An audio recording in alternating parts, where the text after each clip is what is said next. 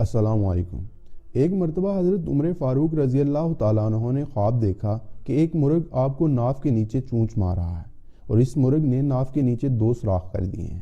حضرت عمر فاروق رضی اللہ تعالیٰ عنہ نے اس خواب کی تعبیر ایک خاتون سے دریافت کی تو اس خاتون نے فرمایا کہ آپ رضی اللہ تعالیٰ عنہ کو ایک اجمی شخص شہید کرے گا، یعنی اس شخص کا تعلق عرب ممالک سے نہیں ہوگا۔ خواب کی تعبیر بتانے والی اس عظیم خاتون کا نام اسماء بنت عمیس تھا۔ خلیفۃ المسلمین سیدنا عمر فاروق رضی اللہ تعالیٰ عنہ حضرت اسماء سے خوابوں کی تعبیر معلوم کرنے کے لیے تشریف لاتے تھے۔ حضرت اسماء نہ صرف خوابوں کی تعبیر بتانے کا علم رکھتی تھیں بلکہ ان کو یہ فضیلت بھی حاصل تھی کہ وہ یک کے بعد دیگرے 2 خلفائے راشدین کی بیوی تھیں۔ حضرت اسماء کو یہ اعزاز بھی حاصل ہے کہ انہوں نے سیدہ فاطمہ کے غسل اور تجہیز و تکفین کا فریضہ بھی انجام دیا تھا۔ سیدہ فاطمہ کی وفات کے وقت حضرت اسماء سیدنا ابو بکر کے نکاح میں تھیں اور یہ نکاح نبی رحمت صلی اللہ علیہ وآلہ وسلم نے خود پڑھایا تھا۔ اس سے پہلے حضرت اسماء حضرت علی کے بھائی جعفر طیار کے نکاح میں تھیں جو کہ جنگ مؤتہ میں شہید ہو گئے تھے۔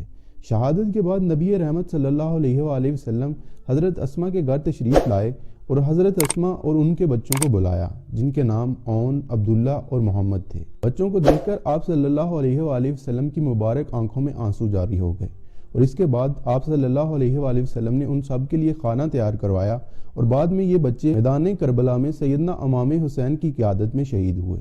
جب سیدنا ابو بکر صدیق رضی اللہ تعالیٰ عنہ کی وفات کا وقت آیا تو انہوں نے وصیت کی کہ مجھے غسل میری بیوی دیں۔ چنانچہ روایات میں آتا ہے کہ جب سیدنا ابو بکر صدیق رضی اللہ تعالیٰ عنہ نے 13 ہجری کو وفات پائی تو حضرت اسماء نے سیدنا ابو بکر صدیق کو غسل دیا۔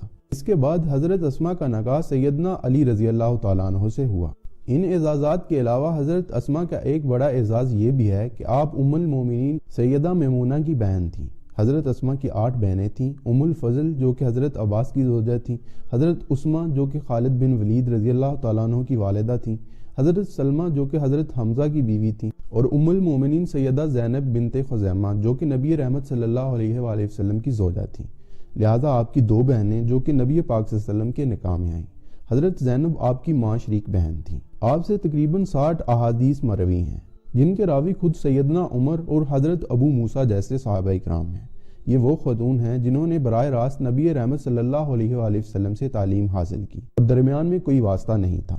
اور پھر تاریخ نے دیکھا کہ حضرت اسماء کی بتائی ہوئی خواب کی تعبیر سچ ثابت ہوئی اور 26 ذی الحجہ 23 ہجری کے دن نماز فجر کے وقت ایک مجوسی، اس کا تعلق ایران سے تھا، اس نے سیدنا عمر کی ناف کے نیچے خنجر سے 2 یا 3 وار کیے جس کے زخم کی وجہ سے آپ کی شہادت ہو گئی کیونکہ یہ خنجر زہر آلود تھا۔ اس واقعے کے تیسرے دن یعنی 1 محرم 24 ہجری کو آپ رضی اللہ تعالیٰ عنہ نے 63 برس کی عمر میں جام شہادت نوش کیا۔ جب سیدنا عمر خلیفہ بنے تو انہوں نے سب سے پہلے ہجرت کرنے والی خواتین کے لیے 1000 درہم مقرر فرمائے۔ ان میں حضرت اسماء بھی شامل تھیں جنہوں نے اسلام کی سربلندی کے لیے اپنا گھر بار قربان کر دیا تھا۔ 40 ہجری میں جب فاتح خیبر سیدنا علی کی شہادت ہوئی تو اس کے بعد حضرت اسماء کا بھی انتقال ہو گیا۔ اللہ تعالیٰ کی